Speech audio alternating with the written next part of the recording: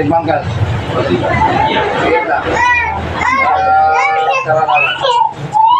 Sa ngalan ng Ama, ng Anak at ng Banal na Espiritu Santo, kung sino man ang kumukulam o nagpapakulam o nagbibigay sakit sa taong ito, ay tinatawag ko saan ka man naroon.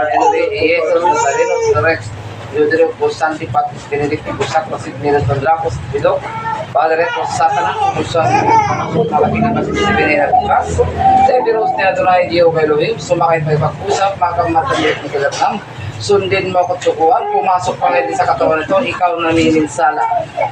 Sa ito, nareputin, o, pera mo to. Pasok! Okay, tanggalin mo duwende, pagpag mo yung kamay mo. Pagpag mo yung mga sakit mo, sige, agurin mo yung ulo mo.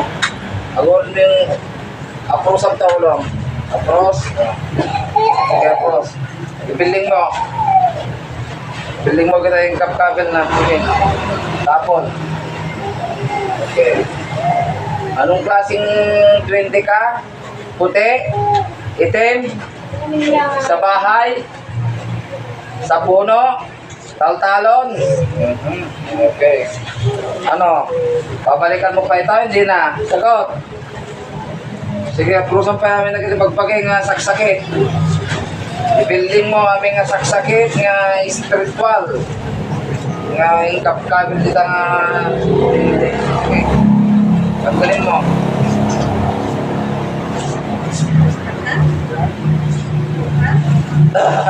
Ayan, meron pa. Nag-over pa ako. Dapat. Okay.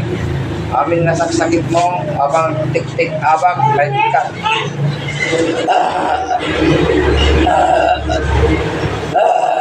Gabay. Yeah, okay, amen. Okay, tanggalin mo lahat kung anong pinaglalagay mong duwende ka.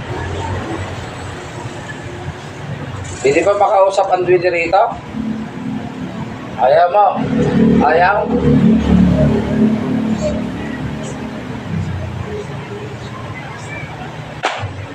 Patay ng duwende itim.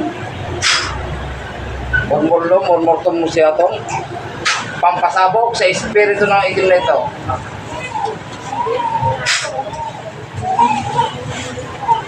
Santos Dios, Santos Fortis, Santos Mortalis, Misereres. Okay? Pumalik ka sa katawan lupa mo, gising. 20 kataltalong mo. Sampai mati kan tuyo-tuyo dyan. Tuyo-tuyo kan makakita ingin yung sudya.